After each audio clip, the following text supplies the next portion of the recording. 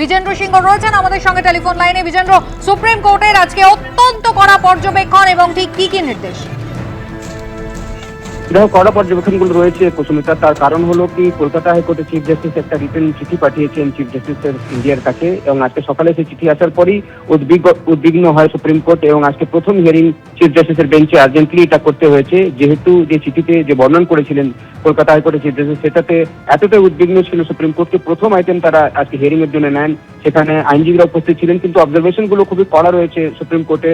তারা প্রথমেই বললেন কি যে এসআইআর প্রসেস চলছে, এটাকে স্কাটল করা, এটাকে বন্ধ করার জন্য প্ল্যান করে এই অ্যাটাকটা করা হলো গতকাল। এবং চিফ জাস্টিস বলছিলেন কি গতকাল দুপুর 2:30টার সময় থেকে স্টার্ট হয়, এবং 2:30টার সময় যখন তারা এই জুডিশিয়াল অফিসার কাজ করছিলেন 7 জন, যার মধ্যে 3 জন মহিলা ছিলেন, এবং সেই সময় তাদেরকে কালিয়াচকে ঘিরে নেওয়া হয়, তাদেরকে জল দিতে দেওয়া হয় না, খাওয়া দিতে দেওয়া হয় না, চিফ জাস্টিসকে হস্তক্ষেপ করতে হয়, এবং 12টার পর তারা সেখান থেকে মুক্ত হন। যখন তারা সেখান থেকে বেরিয়ে যাচ্ছিলেন সেই সময় তাদের ওপর স্টোন পেল্টিং করা হয়, পাথর বৃষ্টি করা হয় তাদের উপর, এবং বাঁশ দিয়ে আক্রমণ করা হয় অ্যান্টি সোশ্যাল দ্বারা। সেটাও সুপ্রিম কোর্ট বলছে, এবং এটা প্ল্যান করে করা হয়েছে, এটা সুপ্রিম কোর্ট আজকে বলেছে। এবং কেন করা হয়েছে সুপ্রিম কোর্ট বলছে কি এসআইআর প্রক্রিয়া যেটা চলছে সেটাকে বন্ধ করার জন্য প্ল্যান করে প্রি প্ল্যান্ড এটা অ্যাটাক ছিল, অফিসারদেরকে ভয় দেখানোর জন্য। এবং এই অফিসাররা যারা শনিবার রবিবারও কাজ করছেন, যেহেতু সুপ্রিম কোর্ট তাদেরকে নির্দেশ দিয়েছে কি ফার্স্ট ফেজে অন্তত যে পোলিং গুলো রয়েছে তার অ্যাডজুডিকেশন গুলো যেন 6 তারিখের আগে কমপ্লিট করে নেওয়া হয়, সেটার জন্য তারা এক্সট্রা এফোর্ট দিয়ে কাজ করছেন, এবং তাদেরকে ভয় দেখানোর জন্যই কিন্তু এটা প্ল্যান করে অ্যাটাক করা হয়েছিল এসআইআর প্রসেসটাকে বন্ধ করার জন্য।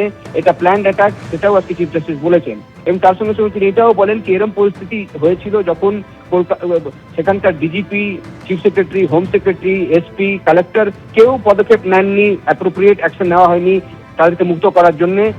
কলকাতা হাইকোর্টের চিফ জাস্টিসকে ইন্টারভিউ করতে হয়, রেজিস্ট্রারকে ইন্টারভিউ করতে হয়, এবং তারপর রাত্রি 12টার পর তাদেরকে মুক্ত করা হয়, এবং যখন তারা মুক্ত হন তারপরে কিন্তু তাদের উপর আক্রমণ করা হয়, এটাও আজকে চিফ জাস্টিস বলেছেন। এই ধরনের পরিস্থিতি কিন্তু খুবই দুর্ভাগ্যজনক, এবং খুবই ডিসঅ্যাপয়েন্টেড সুপ্রিম কোর্ট আজকে যেটা গতকাল ঘটেছে রাত্রিরে মালদার কালিয়াচকে।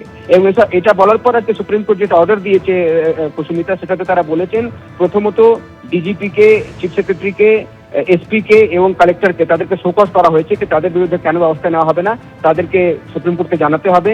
এবং নেক্সট হিয়ারিং যখন 6 তারিখ রাখা হয়েছে 4টের সময়, সেই সময় তারা অনলাইন উপস্থিত থাকবেন এবং তাদের নিজের বক্তব্য তারা রাখবেন।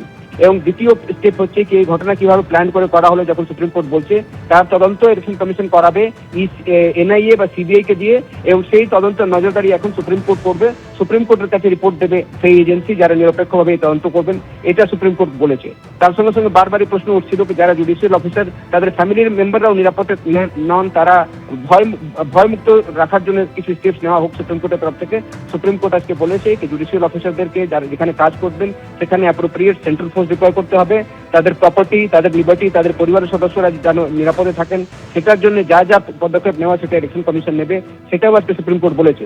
তার সঙ্গে সঙ্গে যখন এই কথাগুলো চলছিল আমরা দেখলাম মেনকা গুরুস্বামী বা কল্যাণ বন্দ্যোপাধ্যায়রা বলছিলেন কি এই অফিসারগুলোকে ইলেকশন কমিশনই অ্যাপয়েন্ট করেছে, তারা করেনি। তখন চিফ জাস্টিস বলেন কি অ্যাপয়েন্ট ইলেকশন কমিশন করেছে, কিন্তু এই অফিসাররা কি অন্য দেশ থেকে এসছেন? তারা তো এখানকারই অফিসার, সেক্ষেত্রে এরা কেন এই স্টেপস গুলো নেননি? তাদেরকে ব্যক্তিগতভাবে উপস্থিত থাকতে হবে। নেক্সট হিয়ারিং এ যখন 6 তারিখ রয়েছে তাদেরকে শোকজ করা হয়েছে, তারা জানাবেন কি তারা কেন ফেলিয়ার হয়েছিল তাদের পার্টসে, এবং তদন্ত করবে সিবিআই বা এনআইএ, যেটা ইলেকশন কমিশন ঠিক করবে, এবং সেই তদন্ত কিন্তু নজরদারি করবে সুপ্রিম কোর্ট। তার সঙ্গে সঙ্গে জুডিশিয়াল অফিসারদেরকে সিকিউর রাখার জন্য যত পদক্ষেপ নেওয়া প্রয়োজন সেটা নিতে হবে ইলেকশন কমিশনকে, সেটাও সুপ্রিম কোর্ট বলেছে। এবং বারবার একটা প্রশ্ন উঠে আসছিল কি আইন শৃঙ্খলার পরিস্থিতি কত খারাপ হয়েছে পশ্চিমবঙ্গে, এই ধরনের পরিস্থিতি একটা সৃষ্টি হলো গতকাল রাত্রিরে যখন জুডিশিয়াল অফিসাররা যাদেরকে সুপ্রিম কোর্ট অ্যাপয়েন্ট করেছে, সুপ্রিম কোর্টের নজরদারিতে তারা কাজ করছেন, এবং তাদেরকে এভাবে আক্রমণ করা হলো, তাদেরকে ইট মারা হলো, তাদেরকে বাঁশ দিয়ে হামলা করা হয়েছে, তাদের উপর পাথর ছোড়া হলো, এবং তাদের সিকিউরিটি মানে তাদের নিরাপত্তা ঠিক থাকবে কি থাকবে না এখন সেটা প্রশ্নের মুখে পড়েছে। এই পরিস্থিতিতে সুপ্রিম কোর্ট এই অর্ডার দিয়েছে আজকে কুসুমিতা। নেক্সট হিয়ারিং রাখা হয়েছিল যেহেতু আগে থেকে গতকাল যে হিয়ারিং হয়েছিল তার ডেট রয়েছে আগামী 6 তারিখ সন্ধ্যে 4টায় হিয়ারিং হবে। সেই সময় এই অফিসারগুলোকে উপস্থিত থাকতে হবে ভার্চুয়ালি, এবং কমপ্লায়েন্স রিপোর্ট ইলেকশন কমিশনকে জমা দিতে হবে সুপ্রিম কোর্টের কাছে। বিজেন্দ্র, ধন্যবাদ। গতকাল ঠিক কি পরিস্থিতি তৈরি হয়েছিল, সেই মহিলা জুডিশিয়াল অফিসার তিনি একেবারে আত্মচিৎকার করছিলেন, যে ভাইরাল অডিও আরো একবার শুনুন। Car suffered accident. Please communicate it to register, sir. Our pilot is no more there. Our pilot car has suffered accident due to these hurdles. Our pilot is no more there. He has suffered accident due to the hurdles of bamboos and the hurdles and the bricks. We are traveling alone. High Court, take care of my children. Take care of my children if something happens to me. চোখ রাখবো পরের খবরে। 900রও বেশি অত্যাবশ্যকীয় ওষুধের ফর্মুলেশনে মূল্যবৃদ্ধির অনুমোদন দিল national pharmaceutical pricing authority. বিক্রেতা এবং প্রস্তুতকারী সংস্থা সূত্রে খবর, এনপিপি এর এই সিদ্ধান্তে দাম বাড়তে চলেছে ডায়াবেটিস, উচ্চ রক্তচাপের চিকিৎসায় ব্যবহৃত ওষুধের। নিত্য প্রয়োজনীয় জিনিস, রান্নার গ্যাসের পর সাধারণ মানুষের ঘাড়ে মূল্যবৃদ্ধির বোঝা আরও বাড়ল। এবার দাম বাড়তে চলেছে 900রও বেশি অত্যাবশ্যকীয় ওষুধের। ওই ওষুধগুলির ফর্মুলেশনের ক্ষেত্রে মূল্যবৃদ্ধির অনুমোদন দিল ন্যাশনাল ফার্মাসিউটিক্যাল প্রাইসিং অথরিটি বা এনপিপিএ। বুধবার থেকেই এই সিদ্ধান্ত কার্যকর। চলতি আর্থিক বছরে যে ওষুধগুলো এনপিপিএ দ্বারা নিয়ন্ত্রিত ছিল সেগুলো বৃদ্ধি করার অনুমতি দিয়েছে। ফলে চিকিৎসক এবং ওষুধ বিক্রেতারা অনুমান করছেন এবং আশঙ্কা করছেন প্রায় 900 রকমের ওষুধের দাম বাড়তে চলেছে খুব শীঘ্রই। বুধবার এনপিপিএ জানিয়েছে, পাইকারি মূল্যসূচকে পরিবর্তনের ভিত্তিতে নির্মাতারা জাতীয় অত্যাবশ্যকীয় ওষুধের তালিকায় অন্তর্ভুক্ত নির্ধারিত ওষুধগুলোর দাম 0.64% পর্যন্ত বৃদ্ধি করতে পারবেন। কেন্দ্রীয় সরকার মানুষকে বিভ্রান্ত করেছিল যে জিএসটি তুলে দিয়ে তারা নাকি ওষুধের দাম কমাবে। কয়েকদিন যেতে না যেতেই আজকে আবার তারা এতগুলো ওষুধের দাম বাড়িয়ে দিল। মানুষ ওষুধ না কিনতে পেরে, চিকিৎসা না পেয়ে মারা যাবে। এর বিরুদ্ধে মেডিকেল সার্ভিস সেন্টার সর্বস্তরের শুভবুদ্ধি সম্পন্ন মানুষকে ঐক্যবদ্ধ হয়ে আন্দোলন করবার জন্য আহ্বান জানাচ্ছে।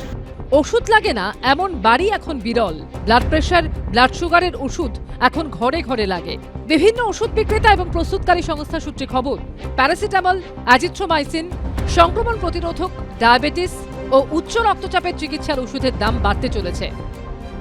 সূত্রের খবর, ওষুধগুলির সংশোধিত মূল্য তালিকা দ্রুত প্রকাশ করা হবে। ঝিলম করঞ্চায়ের রিপোর্ট, এবিপি আনন্দ, কলকাতা। জ্বালানির দাম বৃদ্ধির জের ভাড়া বাড়ালো ইন্ডিগো।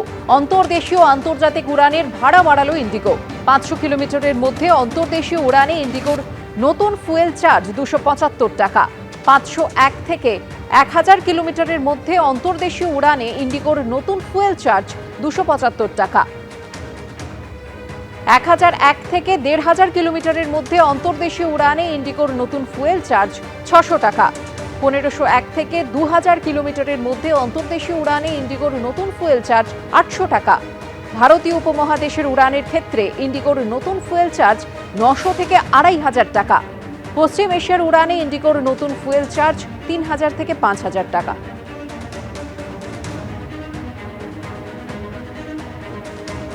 এবিপি আনন্দ, এগিয়ে থাকে, এগিয়ে রাখে।